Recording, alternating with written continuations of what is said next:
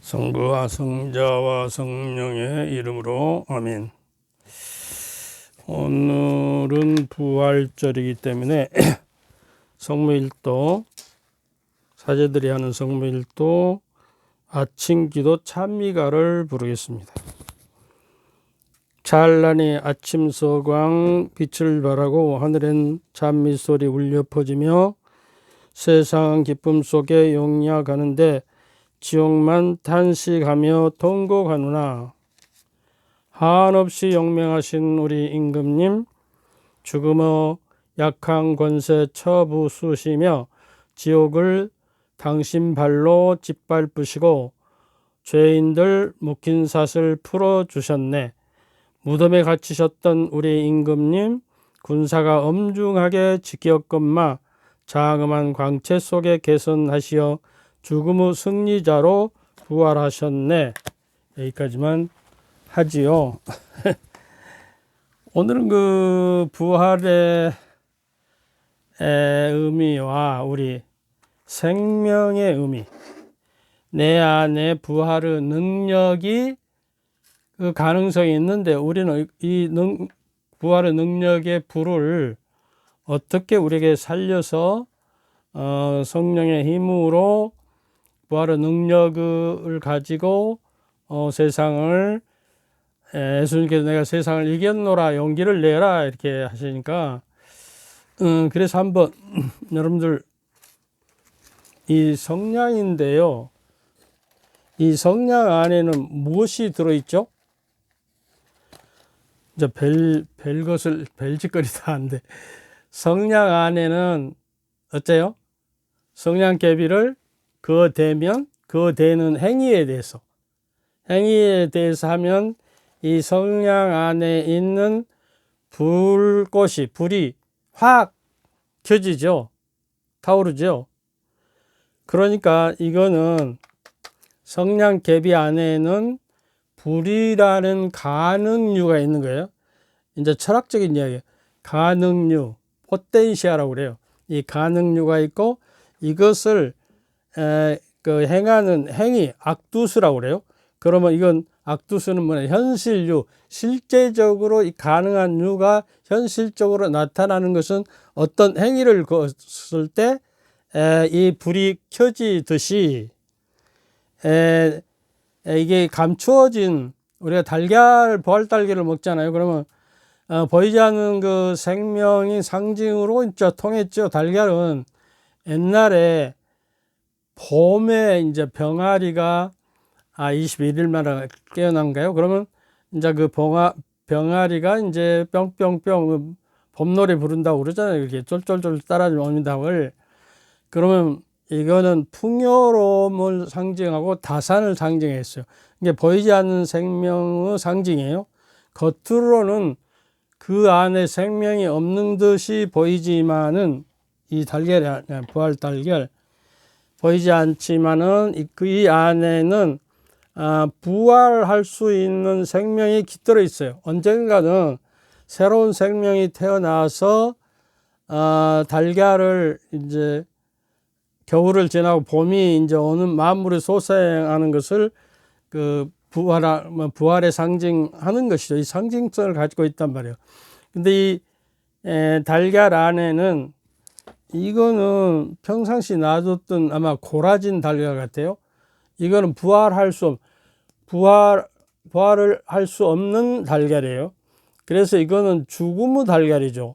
그러니까 우리 안에 죽음을 이기시고 부활하신 그리스도의 부활의 능력이 세례를 받아서 성령이 궁전이 돼 성령의 힘으로 우리 안에 있음에도 불구하고 이것을, 이 가능류, 부활의 가능류가 있는데도 불구하고 어떤 행위를 해야 해요. 내가 기도하고 성사의 힘으로 또 하나님의 말씀을 살고 하나님의 뜻에 따라 살아가는 어떤 악두수, 현실류를 우리가 일으켜야 해요. 어떤 저기를 해서. 그러니까 기도와 성사는 어쩌죠? 보이지 않는 하나님의 은총이 보이는 성사적인 주례자의 하나님의 말씀과 행위로서 보이지 않는 하나님의 은총이 성사는 거룩한 일이라는 거예요. 이 거룩한 행위와 악두스, 그러니까 현실유를 통해서 나에게 하나님의 은총이 이루어지고 구원의 행위가 내 안에 이루어지는 거예요. 구원이. 그러니까 우리가 기도와 성사를 통해서 은총을 받게 되는 것이죠. 그리고 이제 하느님의 말씀도 그래요. 이 안에는 성경 말씀인데 이 안에는 하느님의 말씀이 들어있단 말이에요. 그런데 이거는 그냥 성서를 해석하는 성서 바이블이에요. 이것과 이것의 차이는 무엇일까요?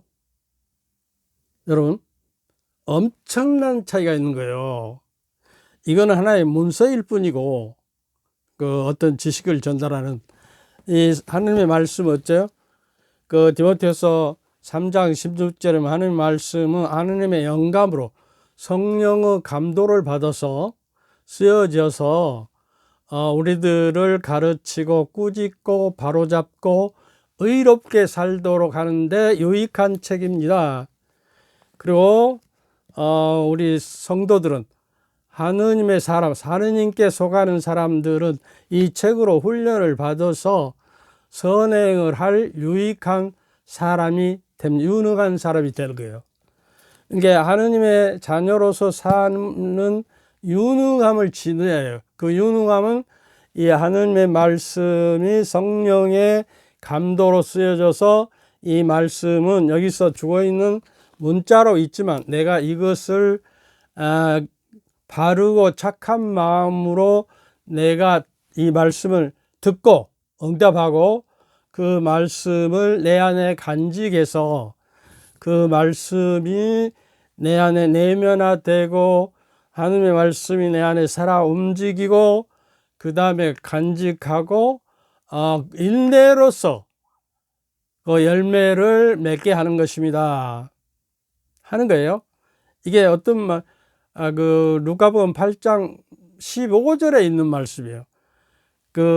좋은 땅이라는 것은 마치 바르고 착한 마음으로 말씀을 듣고 귀담아 듣고 그 말씀을 내 안에 살아 움직이게 머무르게 하고 그 다음에 그 말씀을 듣고 인내로서 인내심을 가지고 그 말씀이 싹트고 열매를 맺도록 인내심을 가지고 생활하고 그래서 많은 열매를 맺게 한다는 책이거든요. 그러니까 하느님의 말씀은 이 말씀을 쓴 작가들에게만 영감이 내리는 것이 아니라 이 말씀을 우리가 모시고 듣고 내 안에 간직하고 이 말씀이 내 안에 살아 움직이고 풍부한 생명력으로 내 안에 머물어서 나와 함께 살고 그 말씀이 이제 내 행위로서 그 뜻이 이루어질 때는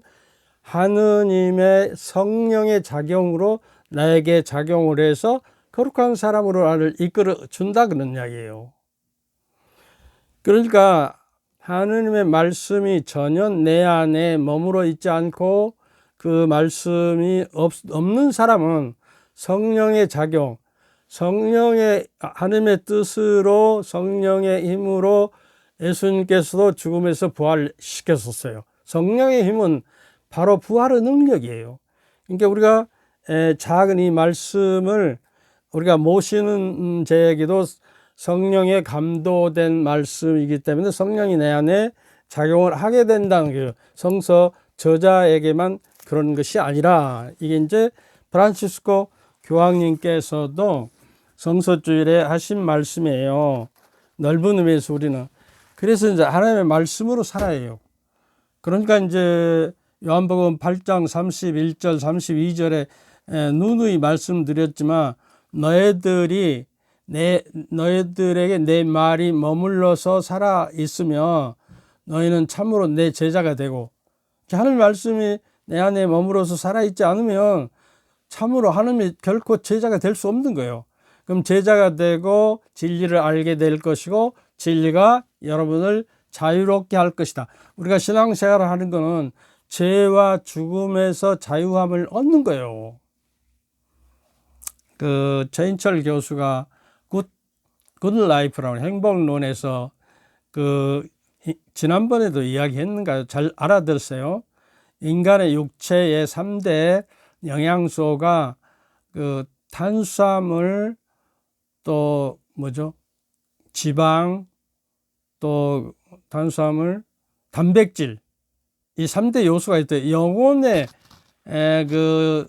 3대 요소는 자유함과 유능함과, 유능함은 능력이 있는 거예요. 능력이 있는 자와 또 올바른 관계, 하느님과 인간과의 올바른 관계뿐만 아니라 자연과 모든 생명과의 올바른 관계를 할 때 하느님 안에 행복을 누릴 수 있다는 거예요. 3대 요소, 영혼의 3대 영혼의 영양분이 있어야 하느님의 행복을 살아갈 수가 있죠. 그래서 이제 이 성령 안에 가능류와 현실류, 가능성은 여기에 다 있는 것이에요. 이제 달걀을 여기다가 놔두면 굴러 떨어질 수 있는 가능류가 있다는 거예요. 그런데 이것이 떨어지는 어떤 충격을 봐서 떨어지면 그 현실류가 현실이 되는 거예요. 이건 박살이 나버리죠. 어떤 행위가 이루어질 때 설악산에 흔들바위가 있잖아요. 어느 땐가는 지진이라든가 외부의 압력을 받으면 돌이 이 언덕 옆에 있으면 언제든지 어째요? 떨어질 가능류가 포텐시아가 있다는 거예요. 그러면 이것이 어떤 행위로 말미암아 이것이 떨어지면 박살이 나는 것이에요. 언제든지. 그와 같이 우리 안에 하느님의 무한한 부활의 능력을 우리가 가지고 있는데, 그 능력을 발휘하기 위해서는 신앙의 행위가 근데 이제 사람들이 세상 것만을 추구한 것이 아니라 세상과의 친구가 되면 하나님의 원수가 된다고 그랬어. 히브리서 4장 4절에 보면요, 하느님과 세상과 친구가 하나님의 원수가 되고 세상들과 친하게 살며 우애를 가지면 짜가면 하나님을 등지게 된다는 거예요. 그리고 이제 우리가 영성적인 생활, 또 하나님의 능력으로 하나님의 말씀은 뭐라고 했죠? 성령의 칼이라고 그랬어요. 우리가 영적인 싸움을 하기 위해서는, 마귀를 찌르기 위해서는 이 영적인 칼이 있어야 물리치잖아요. 그러니까 하나님의 성령의 칼을 받아주십시오. 성령의 칼은 하나님의 말씀입니다. 이렇게 이야기하거든요. 에베소서 6장 17절을 보세요. 그런데 우리에게는 영적인 칼이 없어요. 에베소서 6장 10절부터 17절까지 한번 읽어보세요. 어떻게 영적으로 안전 무장을 하느님의 무기로서 우리가 영적 무장을 하고 살아가야 이길 수 있는 것처럼. 그 다음에 여기 복숭아 씨인데요. 복숭아 씨 안에는 가능성이 있어요. 이 복숭아를 심는 행위, 이게 포텐시아라고 그랬죠. 가능류.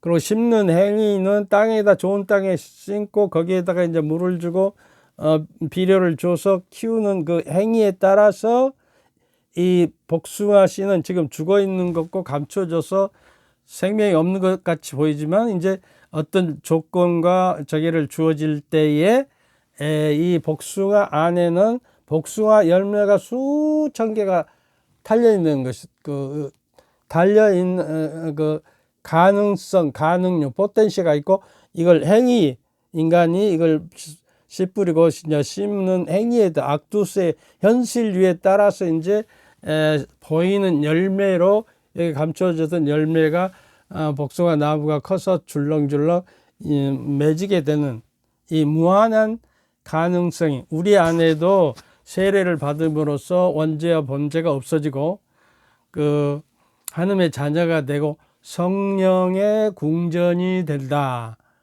하나님의 영이 내 안에 머물어서 내 거룩한 몸이 될 뿐만 아니라 내 영혼이 하나님의 영으로 따라서 살아가는 행위가 이루어져야 한다. 그러니까 대바실리오 성인은 육체에 따라서 사는 것이 아니라 성령의 힘에 따라서 행동하고 하나님의 자녀답게 우리가 살아가고 하나님의 모상으로 일치되어질 때 비로소 우리는 성령의 사람, 영성의 사람이라고 한다 그 말이에요. 마치 우리 눈이 맑아질 때 사물을 똑바로 볼 수 있는 것처럼 우리 영혼이 이제 기도와 성사라든가 하나님의 말씀이라든가 착한 행위와 봉사와 자선들을 통해서 우리 영혼이 정화될 때에 비로소 하느님을 똑바로 바라보고 하느님을 내 앞에 모시고 성령의 능력과 힘으로 살게 되고 부활의 능력이 내 안에 솟구쳐 올라간다. 아이고. 이건 뭐 호두시고 이건 감시고 내가 그 지난 주일에 피정 가서 뭐 이런 이야기들을 했어요. 그러니까 하느님의 그 여러분이 복음에 따라 살지 않으면 예수님께서도 여러분과 살아주지 않습니다. 그래요. 그 가경자 요새 성인이 된 부고 신부님이 그렇습니다. 아마 성인이 됐을 거예요. 그러니까 이제 좀 이게 어려운 이야기인데 우리가 온톨로지아라고 그 존재론 배울 때 이 이야기를 배운 거예요. 온톨로지아 가능률은 포텐시아 이게 여기에 감추어져 있는 그 현실류는 어떤 심고 가꾸어서 열매가 맺는 행위 이거는 실체가 있고 그 우유적인 존재 실체론적인 존재는 하느님이에요. 궁극적인 존재요. 우리는 있어도 없고 없어도 좀 우연한 존재 이렇게 저게가 되는 거예요. 그래서 이제 정리를 하자면 아이고 여러분이 알아들을지 모르겠어. 그래도 한번 해보죠. 이게요 가능류가 완전한 유와 완전한 무 중간적이에요. 어떤 행위가 일어나지 않으면 중간에 그냥 머물러 있어 가능유로서. 그리고 그것은 아직 안 된 것일 수도 있고 또한 될 수 있는 능력의 소지도 갖고 있어요.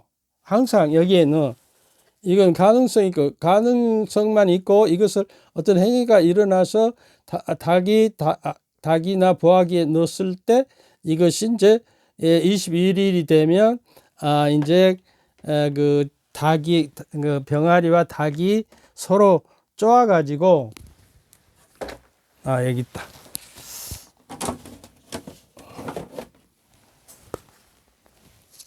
자줄못탁 그래요. 줄탁 동시 뭐 이런 말도 하는데요. 자줄못탁은 그 병아리가 21일쯤 되면 이제 자기가 그 때를 알고 안에서 쪼으며 병아리가 안에서 쪼으며 어미닭이 위에서 동시에 쪼은다. 그래서 그 두꺼운 껍질을 깨고 이제 새로운 하늘을 향해서 새 삶을 위해서 이제 병아리가 돼서 생명이 태어나게 된다는 이야기는 조금 이따 하기로 하고요. 그래서 이제 그러나 시간적으로 말하면 가능류는 현실류 이전에 존재하고요. 현실류나 어떤 행위가 주어질 때 에게 감추어진 무한한 가능성이, 생명의 가능성이 있는 것이고, 그러나 가능류는 기능의 주체를 전제한다. 이 기능 안에 무엇이 잠겨 있느냐의 전제가 되고, 이제 그 전제가 왁두스, 이제 현실적인 어떤 행위를 통해서 드러나게 되는다는 것이에요. 이게 주체를 전제한다. 따라서 현실류의 주체를 안 가진 가능류란 존재할 수 없다. 그러니까 여기에 현실적으로 내가 어떤 행동을 했을 때 비로소 여기서 이제 닭이 했을 때 이 씨앗이 현실적으로 내가 어떤 행동을 하고 씨를 심었을 때의 그 가능성이 비로소 현실류로 나타나는 것이다 하는 이야기예요. 알아듣는가 모르겠어요. 이게 여기까지 하죠. 이게 우리가 신학교에서 저는 그 철학과를 4년 다니고 신학과를 4년 다녔는데요. 사실상 그때 당시만 우리 신학교 다니면서 이제 그 강주의 가톨릭 대학, 전에 대건 신학대학이 처음으로 생겨서 한국 교수들이 없어갖고 예수의 그 신부님들 교수들이 우리를 가르쳤거든요. 라틴말로 1년 동안 배워서 철학을 3년 하고 또 영어로 그 4년 동안 신학을 공부했거든요. 한국말로 공부를 못 해봤어요. 그러니까 한국에 있으면서도 유학 가서 있는 기분이 들었죠. 그래서 이제 이 존재의 궁극적인 존재론이라는 게 형이상학인데요.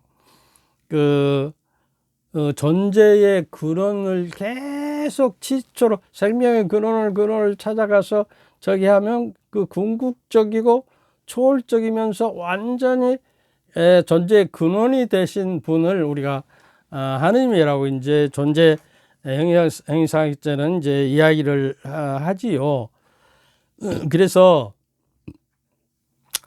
우리가 이제 신앙생활을 한다는 것도 이제 조금 더 들어가서요.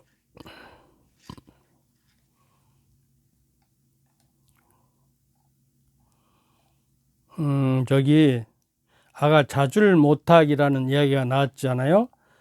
그러니까 그 나라는 존재가 그 자줄 못하, 줄탁동시, 아까 이야기했죠. 쪼을 주자, 쪼을 탁자예요. 그러니까 병아리가 안에서 쪼고 이제 어미닭이 위에서 알아서 그 때가 되면 딱 동시에 쪼는 거예요. 이제 동시에 안 쪼면 이게 어긋나서 죽어버리죠. 그리고 이제 병아리가 태어나기 위해서는 자기 온 죽을 힘을 다해서 쪼아야 해요. 그 쪼을 때가 아닌데 쪼아버리면 죽음이죠. 그러니까 예수님께서도 아직 내 때가 되었지 않았다 그러잖아요. 자기 파스카 신비를 이루기 전에는. 그래서 그 때라는 게 엄마하고 병아리하고 이렇게 동시에 협력하고 서로가 저기를 해요. 엄마 닭이 일방적으로 쪼아버리면 병아리 닭은 쪼을 타임을 놓쳐버리고 엄마의 감을 맡겨버리면 죽음이죠. 이걸 우리가 생각해. 그러니까 이제 어미 닭과 병아리는 떼려야 뗄 수 없는 관계. 이거는 천운이 주는 거예요. 하늘이 주는 관계예요. 모자 관계도, 부자 관계도 그렇고요. 그래서 그 종말론적으로 이제 우리도 그 주님을 함께 모시고 주님이 부르심과 내가 응답하는 것이 동시에 이루어져서 그 성소가 이루어질 때 우리는 하나님의 사람으로서 거듭나게 되는 것이에요. 그래서 이제 오늘 노트북은 이제 처음 사용해서 좀 서툴립니다. 이제 그리스도께서는 이렇게 말씀하십니다. 종말론적인 이야기예요. 내가 이제 밖에 서서 문을 두드리고 있다. 그러면 너희가 안에서 문을 열어주면 내가 가서 먹고 함께 마시겠다. 묵시록 2장 20절의 말씀이에요. 그러니까 우리가 하느님께서 항상 먼저 쪼으세요. 우리가 그러면 거기도 나도 동시에 쪼아야 해요. 그래서 이제 문이 열리는 거예요. 하느님과 내가 소통하는. 그래서 주님을 우리가 이제 비로소 내가 응답하고 문을 열어준 오픈 마인드를 해. 그러고 이제 모셔서 함께 먹고 마시고 될 것이다. 이렇게 됐거든요. 그러니까 함께 먹고 마신다는 것은 성찬의 전례를 내 안에서 항상 실질적으로 현실적으로 일어나야 한다는 것이죠. 나는 무궁한 하나님의 영원한 생명을 지니고 있음에도 그 가능류로 포텐셜로 있으면서도 불구하고 신앙의 행동이라는 악두습 현실류로 내가 행동으로 나타나지 못하면 그 생명은 영원한 생명 죽고 마는 거예요. 그 날마다 우리가 하느님의 두드러심과 거기에 맞춰서 내가 응답하고 하나님 말씀에 응답하고 하나님의 뜻에 따라 살아갈 때에 비로소 나에게 영원한 생명이 발생되고 이제 구원이 이루어져 가는 거예요. 매일. 이게 우리가 일상을 살아가는 것, 내 몸도요. 내 몸은 내 영혼의 성사라고 그래요. 보이지 않는 내 영혼이 보이는 육체적으로 살아가는 행위가 내 스스로 선행을 하고 하나님의 뜻에 따라서 내가 하는 일을 하고 살아갈 때에 현실적으로 내 전 존재가 하느님의 이 거룩하듯이 내가 거룩함의 길을 걸어가는 거예요. 하느님과 함께 동행하는 거예요. 여러분도 내가 그 날마다 외우는 성서 구절인데 미카서 6장 8절의 말씀 여러 번 이야기했죠. 하느님이 바라고 원하시는 것은 양을 수천 마리를 희생 제물로 바치고 또 자기 애아들까지 바치는 희생의 제사가 이루어져야 합니까? 그러고 묻습니다. 그러니까 하느님께서 아니다. 내가 바라고 원하는 것은 공정을 실천하고 정의롭게 사는 거예요. 공적인. 그 다음에 이제 신의를 사랑하며 믿음과 의리가 있는 사람. 그 다음에 겸손한 마음으로 주님께서 죽기까지 하나님의 뜻에 따라서 겸손으로 낮추셨듯이 교만으로 아담이 언제를 세상에 불러온 것이 아니라 새로운 아담인 그리스도께서는 이제 하나님의 뜻에 따라서 고난을 당하고 십자가에 못 박고 죽기까지 순종하고 자기를 겸손되게 낮추심으로써 비로소 이제 당신이 이제 그 죽음에서 부활해서 하느님의 그 영광을 드리고 당신의 영광도 드러나게 한다. 부활을 함으로써요. 그러듯이 겸손한 마음으로 너의 야외 하느님과 함께 걸어가는 것이다. 그러거든요. 동행하는 것이에요. 이게 어떤 것으로 무장하고 공정한 공정을 실천하고 또 신의를 사랑하고 겸손된 마음의 이 세 가지 3세트가 맞았을 때에 하느님과 동행하는 함께 걸어가는 회개의 길, 영생의 길로 이끌어 준다는 것이요. 그래서 아침에 일어나면 나는 이 기도를 미카서 6장 8절의 말씀입니다. 이 말씀은 이게 회개의 길, 구원의 영광의 영생의 길로 이끌어 주시며 오늘 만나는 사람과 일상에서 발생하는 일과 사건들을 하느님의 말씀과 뜻에 따라서 해석하고 실천하여 하느님께 찬미와 영광과 감사와 흠숭과 깨달음의 하루가 되는 은총의 날이 되게 해 주십시오 하고 기도하고 눈 뜨고. 여러분도 한번 하시면 좋을 것 같아. 이게 오늘 지난번에 그랬잖아요. 오늘은 그 케일 캐걸이라는 실존주의 철학자가 말했어요. 오늘은 여러분은 남은 생애의 첫날임을 기억하고 살아가십시오. 내가 내 남은 생애 오늘이 첫날이거든요. 그러면서도 오늘이라는 첫날이 또 마지막이에요. 내일은 또 첫날이 되고 지나가기 때문에. 그래서 하루를 적어도 이 포텐시아, 내가 세례로 받은 하나님의 자녀다움과 상존 은총과 하나님의 성령을 모시고 있는 이 가능류, 포텐시아를 내가 하나님의 뜻에 따라서 예수님께서 하나님의 뜻을 이루기 위해서 이 세상에 왔다고 그러거든요. 내가 하나님의 뜻에 살아서 일상의 삶은 내 일상에서 발생하는 여러 가지 일과 사건들을 하나님의 뜻에 따라, 하나님의 말씀과 뜻에 따라서 하나하나 행하고 실천할 때에 내가 안에서 구원의 행위가 조금씩 일어난 게. 그러니까 이 복숭아 씨를 맺어서 이제 열매를 맺고 새싹이 돋고 그 다음에 이제 가지가 돋아나고 꽃이 피고 열매, 이런 단계를 내가 끊임없이 인내를 가지고 바르고 착한 마음으로 하나님의 뜻을 듣고 말씀을 듣고 그 인내심을 가지고, 근데 그 말씀을 간직하고 인내심을 가지고 이게 열매를 맺어가는 과정이 신앙의 행위예요. 근데 우리는 하느님의 일을 생각하지 않고 사람의 일만 생각하구나. 사도 베드로가 꾸중을 들었잖아요, 예수님께. 근데 우리는 세상 것을 봐가지고 부활하신 그리스도 승천하신 그 하늘의 일을 도모하고 살아야 하루가. 뭐 이야기인지 알아들었는지 모르겠어요. 하여튼 그래서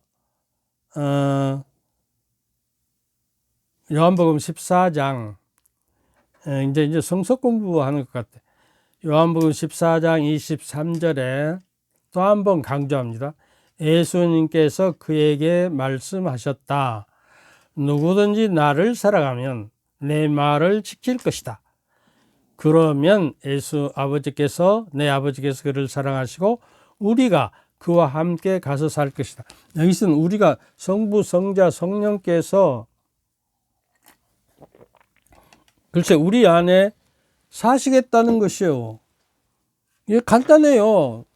성부, 성자를 내가 모시고 내 안에 살게 하는 것은 예수님을 사랑하기 때문에 예수님의 말씀을, 하나님의 말씀이 말씀을 지키고 행위로서, 그러면 내 아버지 하느님께서 그를 사랑하실 것이고 우리라는 건 성부, 성자, 성령께서 가서 나하고 살겠다는 것이요. 살겠다는 것은요, 머무른 것은 잠깐 있다 가실 줄은 사는 것을 함께 동거하는 거예요. 같이 함께 먹고 마시겠다고 그러잖아요.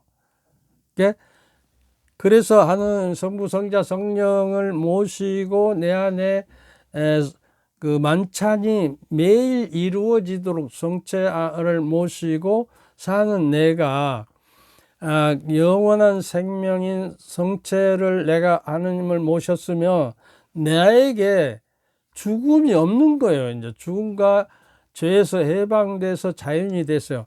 내게는 죽음이 아니라 하느님의 생명으로 넘어가는 단계예요. 죽음이라는 것은 끝이 아니라 내 생애의 완결판이에요. 내 생애를 완전히 성취하는 판이 되어야 한다 하는 것을 우리가 좀 생각해야 하겠어요. 그래서 여러분들에게 이제 강조하고 싶은 것은 이것을 가능류, 포텐시하고 현실류가 합쳐졌을 때 어떤 결과물을 가져오고 우리가 하나님의 무한한 가능성을 나 안에 모시고 있는데 내가 그 신앙의 행위를 실천함으로써 선행과 여러 가지 하는 일을 실천하고 하나님의 말씀을 따라서 내가 하루하루를 착하고 바른 마음으로 하나님의 말씀을 받아들이고 들어서 간직하고 그것을 인내심을 가지고 농부가 씨앗을 뿌려 놓으면 인내심을 가지고 기다려야 하는데 어떤 그 멍청한 농부가 벼를 심어 놓고 다른 집들의 벼는 엄청 올라와서 크게 됐으니까 좀 미련한 농부가 자기 그 논에 있는 모종된 그 모를 심어 놓은 것을 하도 안 크니까 좀 집어 올렸어요, 이렇게. 그러니까 다 죽어버리죠.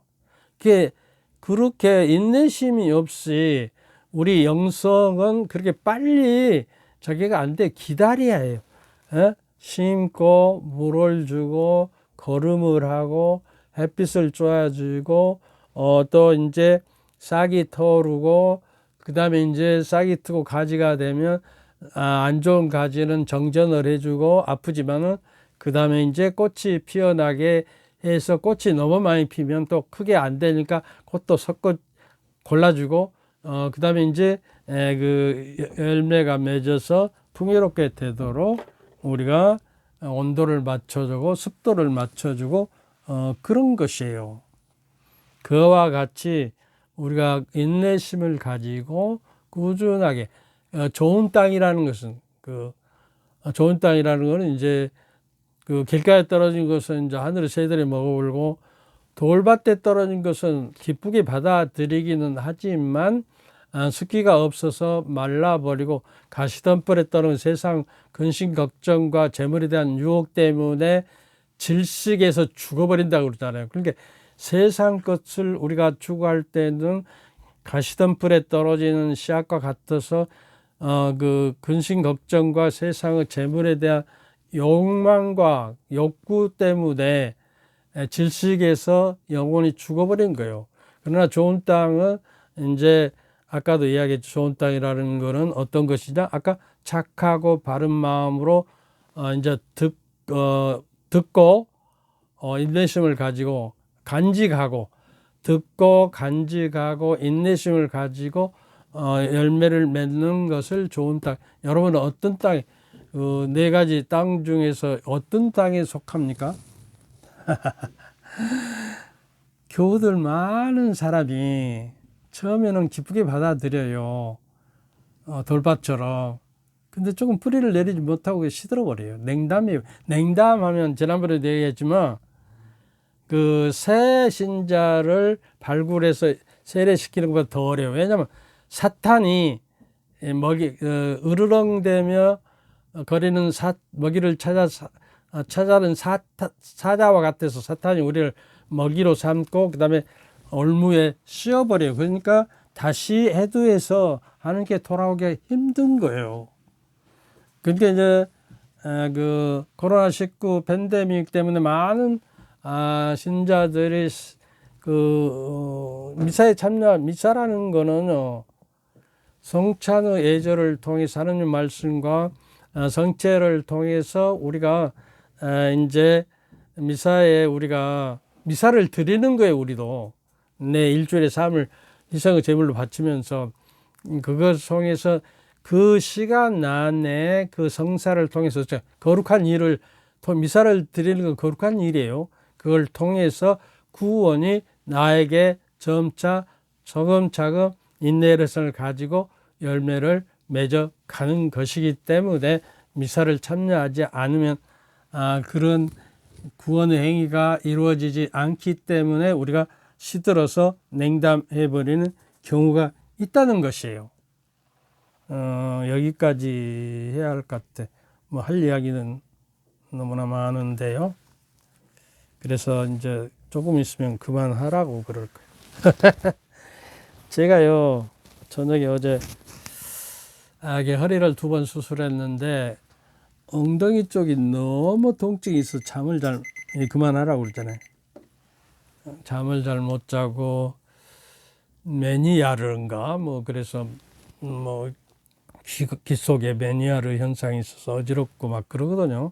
근데 이게 여러분들 죽을 때까지 하고 싶은데 하느님 허락하시면 언제까지 할지 모르겠어요. 그래서 여러분의 영성의 가족들이 정말로 주님을 알고 능동적으로 적적인 신앙의 악두스라고 그랬죠. 현실유로서 그것을 열매를 맺도록 하셨으면 좋겠다. 좀 어려운 이야기였지만 여러분이 알아들었으리라고 생각합니다. 주님께서 저희와 함께 또한 사제의 영과 함께 부활을 지나고 부활 8일을 지나는 동안에 그리스도의 부활의 능력이 여러분 안에 솟구치고 또 그 능력이 잠재되었을 뿐만 아니라 그것이 현실유로 내 생활의 일로서 나타나서 그 하나님의 능력과 성령의 힘으로 이 세상을 이겨나가면서 하나님의 능력을 받아서 하는 일마다 잘 되도록 해주시도록 여러분과 여러분 가족 모두에게 축복을 내리시어 길이 머물게 하소서. 아멘. 성부와 성자와 성령께서는 여러분과 여러분 가족 모두에게 축복을 내리시어 길이 머물게 하소서. 아멘. 감사합니다.